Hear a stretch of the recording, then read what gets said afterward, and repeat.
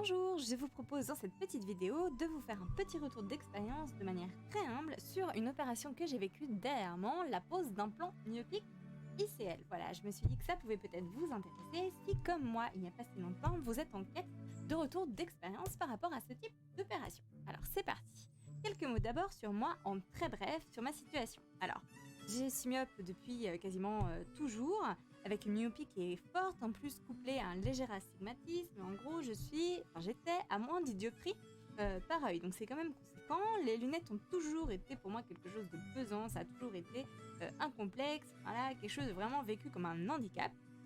Au collège, j'ai pu porter des lentilles, ça a été pour moi une délivrance, c'était absolument super, j'en ai beaucoup profité, je les ai beaucoup portées, mais ces derniers temps, petit assèchement quand même qui est apparu, ce qui pouvait potentiellement poser problème sur le long terme en termes de port.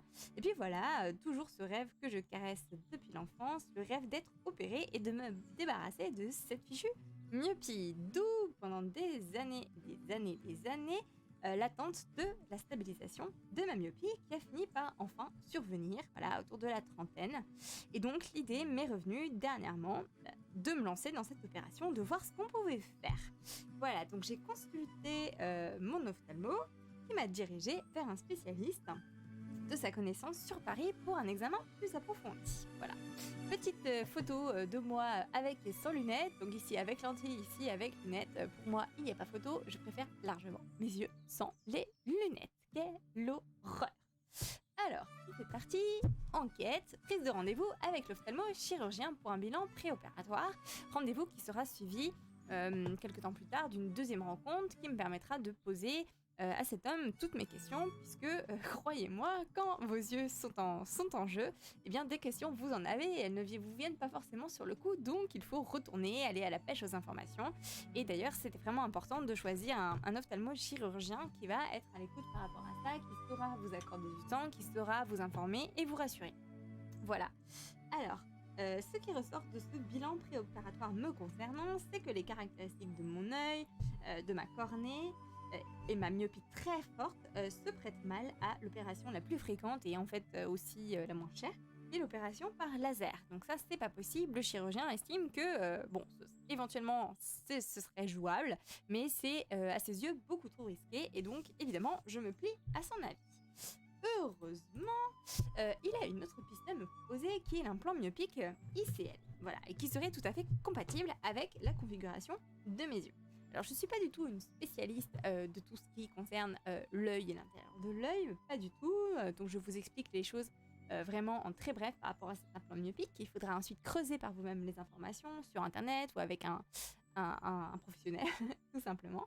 Donc, des implants myopiques, ce sont en fait des lentilles intraoculaires, des lentilles qu'on glisse, en l'occurrence pour les implants myopiques ICL, en fait, derrière l'iris et devant le cristallin.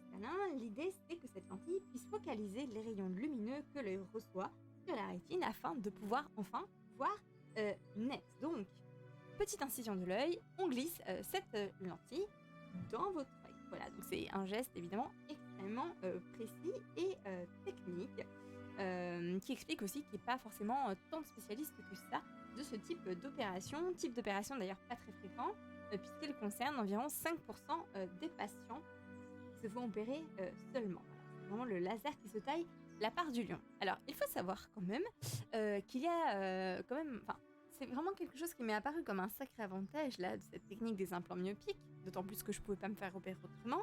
Cet avantage, c'est le fait qu'il s'agisse d'une chirurgie qui est réversible. En fait, on vous ajoute quelque chose dans l'œil, c'est une chirurgie additive. On ne dégrade pas ce qu'il y a autour, on ne touche à rien, on n'attaque aucune zone, on glisse simplement un élément et on referme. Voilà. Donc chirurgie réversible, c'est-à-dire qu'au moindre problème avec cet implant, intolérance ou malheureusement baisse de la myopie qui fait que l'implant n'est plus adapté, eh bien on peut ouvrir, on enlève, on change.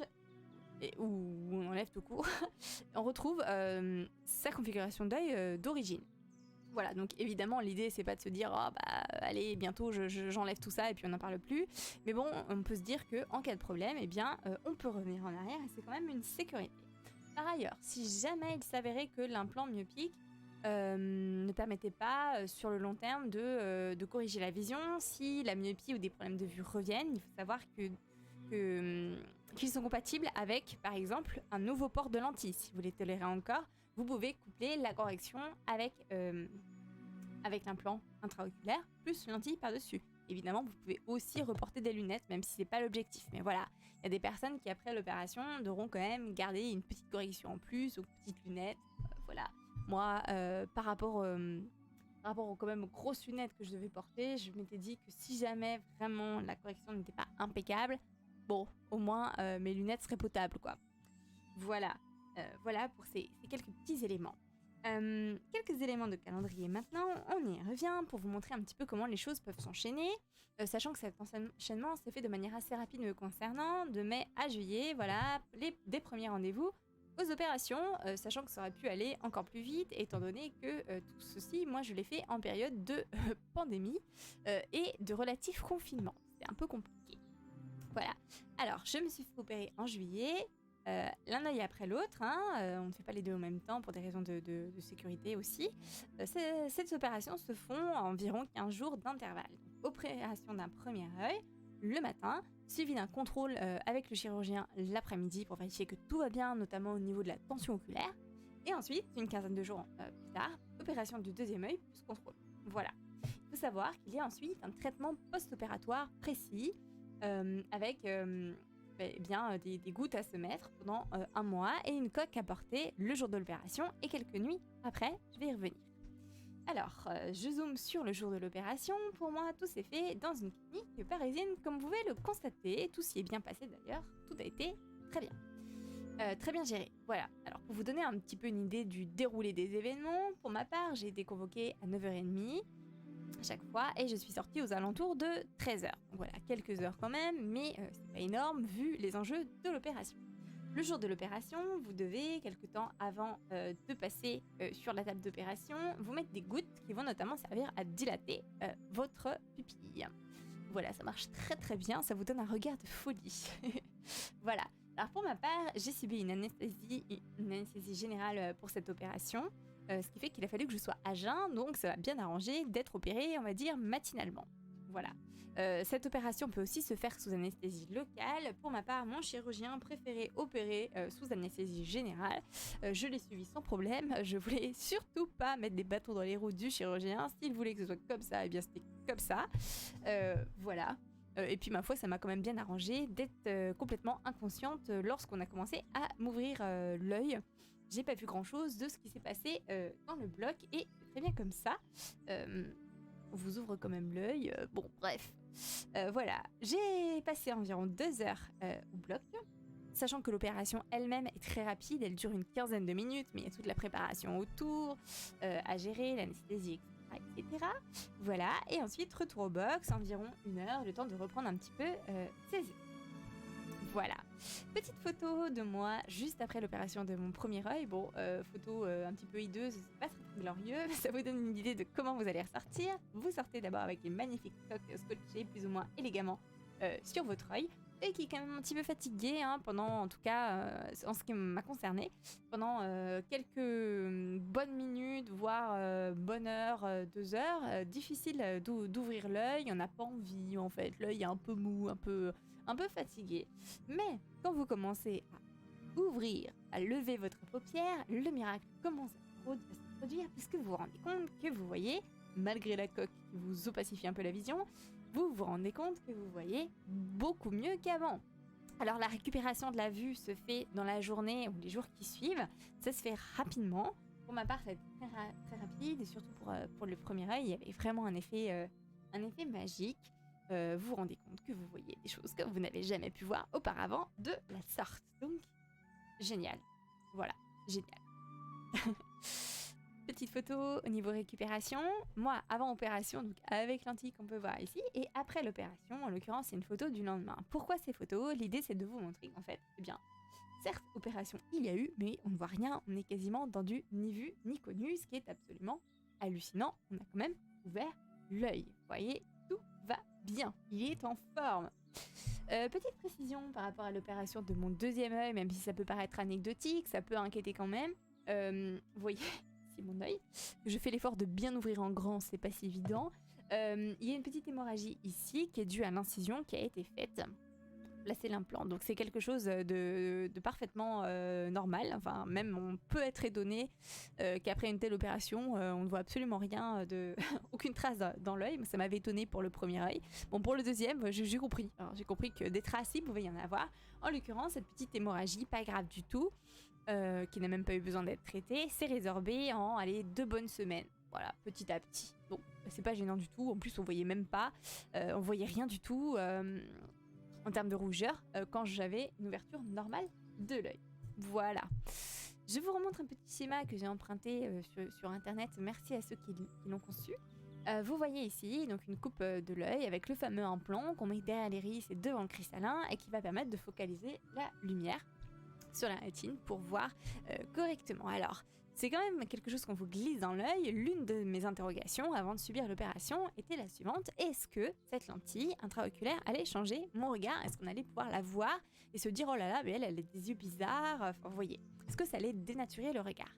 Le chirurgien m'avait prévenu, il m'avait dit non, sauf condition d'éclairage extrêmement particulière. Et en l'occurrence, alors là, ce ne sont pas mes yeux, je le précise.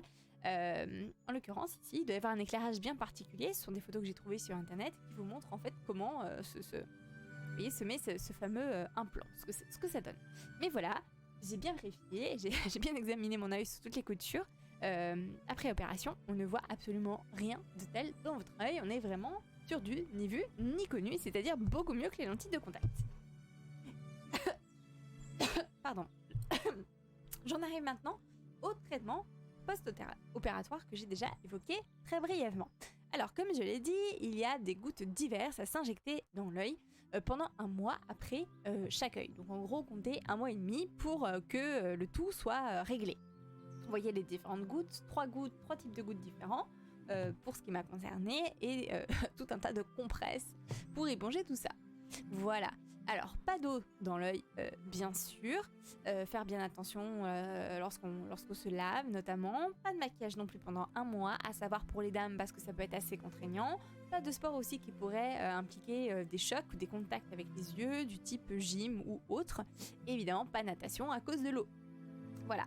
Savoir aussi qu'il est très très vivement conseillé de porter des lunettes de soleil à l'extérieur de manière systématique pendant 15 jours. Au moins pour se protéger de la lumière et du vent s'il y en a. Je fais une petite focalisation sur le traitement post-opératoire qui concerne les gouttes. Vous voyez ici le déroulé de mon mois de juillet et j'aurais pu mettre aussi le mois d'août puisque le mois d'août pour ma part niveau calendrier est aussi concerné par le traitement.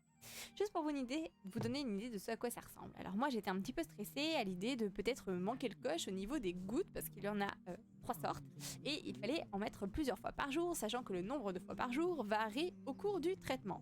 C'est un peu technique, en plus il faut enchaîner le premier œil avec le deuxième, tout ça, ça se superpose plus ou moins, c'est plus ou moins articulé, enfin bref, je me suis dit hop, je vais coucher tout ça sur papier pour que les choses soient claires.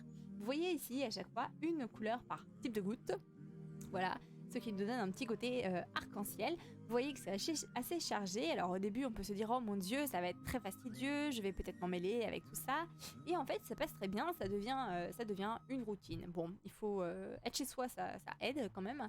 Mais voilà, c'est pas si lourd que ça, et si vous êtes motivé, eh bien ça passera, vous arriverez même à supporter les petites douleurs éventuellement occasionnées par certaines gouttes, plus ou moins bien tolérées. Moi en l'occurrence, il y en a une qui m'a fait pleurer quasiment tout du long, je l'aimais pas du tout celle-là, les gouttes Ocufen, mon dieu, c'est vraiment pas terrible, mais voilà, le traitement touche à sa fin, donc ce sera bientôt un soulagement. Autre petite chose que je n'ai pas précisé, vous voyez ici, pour ma part, opération les 9, 23 juillet, bon peu importe, vous voyez ce que j'ai mis avant, sans lentilles, sans correction. Donc, avant l'opération du premier œil, c'est simple, hein, si vous êtes très myope, bah, vous débrouillez avec vos lunettes et c'est ok, pas de souci particulier, pendant 5 jours au moins. Pour le deuxième œil, pour moi c'était un petit peu plus embêtant, je suis très myope comme je l'ai dit, et donc il a fallu que je me débrouille sans lentilles sur l'œil qui restait à opérer. Je pouvais pas non plus mettre mes lunettes même en enlevant un verre parce que sinon le chirurgien m'a prévenu que j'aurais vraiment une vision très trouble qui occasionnerait une sorte de nausée, enfin une vision très désagréable. Bref, j'ai dû me débrouiller pendant 5 jours avec un seul œil. Bon, l'avantage, c'est que mon œil opéré, le premier, avait récupéré une vision 10 sur 10, donc top du top. J'ai pas trop souffert, mais voilà, juste avec un œil pendant 5 jours, pas forcément très très agréable. Il faut savoir que vous aurez ça à gérer. Voilà. Niveau calendrier, dernière petite chose à gérer. Environ un mois après l'opération, il faut prévoir un rendez-vous, donc à l'avance, un rendez-vous avec votre ophtalmo pour contrôler vos yeux, vérifier que tout va bien. Voilà. Alors, je voudrais maintenant évoquer rapidement les contraintes qui me paraissent liées à cette opération, sachant que dans mon esprit, étant donné que tout s'est vraiment bien passé, les contraintes sont un petit peu dérisoires ou du moins négligeables, on peut parfaitement faire avec, ça justifie tout à fait l'opération, je n'ai aucune déception par rapport à ça, pour le moment. Après, il faudra voir sur le long terme, on ne sait jamais ce qui peut arriver, hein, malgré tout, mais pour l'instant, c'est génial, voilà. Alors, et puis normalement, ça le sera aussi sur le long terme, le chirurgien m'a dit que je serais tranquille, allez, une 20aine d'années, si tout va bien. Tout est dans le si tout va bien, mais c'est quand même très encourageant comme propos. Alors, premier point noir,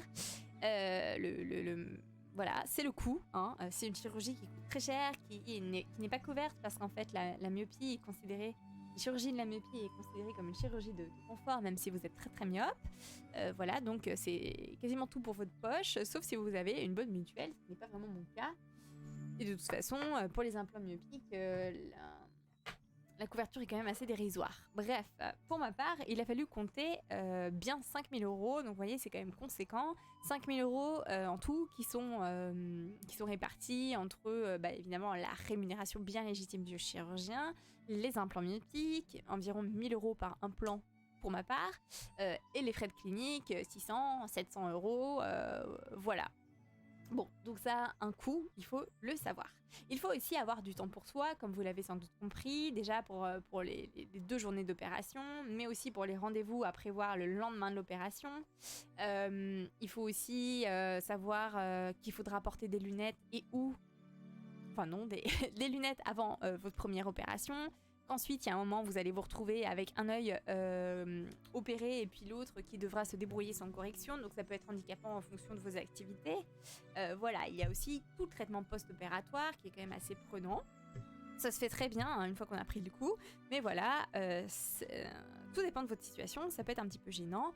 Pareil avec l'histoire du maquillage qu'il ne faut pas mettre pendant un mois. Bon.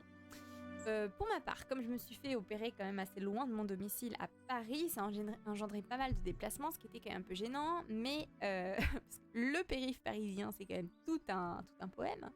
Mais voilà, bon, ça se fait. Il faut avoir un bon chauffeur, être patient et en vouloir. Ensuite, l'anesthésie générale peut déranger certaines personnes, il peut y avoir un petit peu des effets secondaires. J'étais un petit peu patraque les jours suivant mes opérations.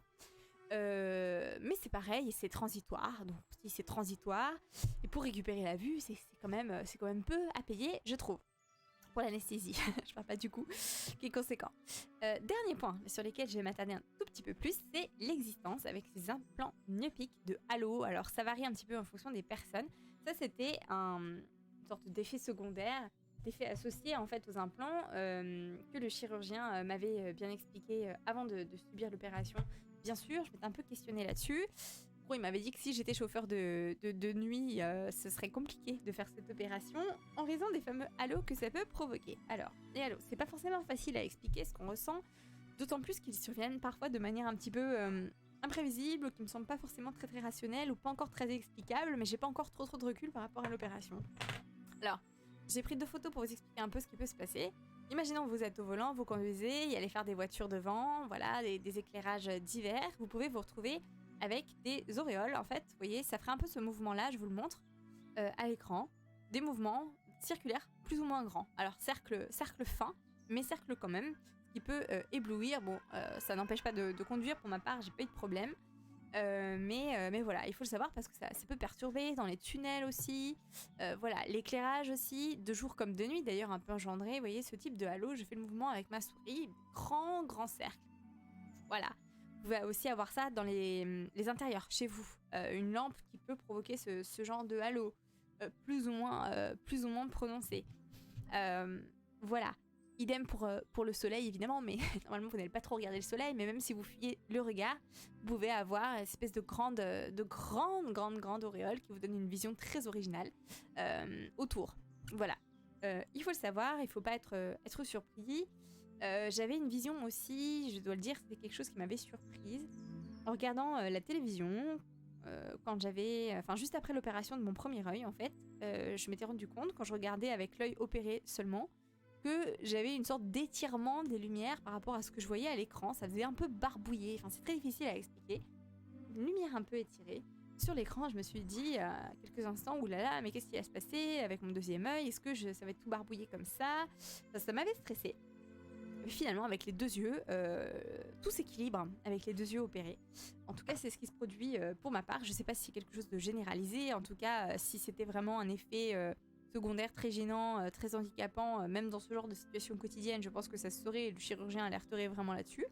Donc voilà, moi ça s'est atténué. D'ailleurs, peut-être bizarrement, ça doit s'expliquer scientifiquement, je poserai la question à mon ophtalmo bientôt. J'ai un œil qui est plus sensible au halo que l'autre. Voilà, et les deux, quand ils regardent en même temps, s'équilibrent plus ou moins, donc c'est top. Vraiment, c'est vraiment bien. Voilà, donc je voulais quand même attirer votre attention là-dessus, cette histoire de halo. J'ai pas eu l'occasion ces derniers temps de regarder de feux d'artifice, mais je me dis que potentiellement, avec les implants myopiques, ça peut devenir un très très grand spectacle. Voilà. Eh bien ma foi, j'en ai fini par rapport à tout ce que je voulais préciser. J'espère ne rien avoir oublié. J'espère aussi peut-être vous avoir un petit peu éclairé, aidé à mûrir votre choix. J'espère que ce petit retour d'expérience pourra vous être utile. Voilà.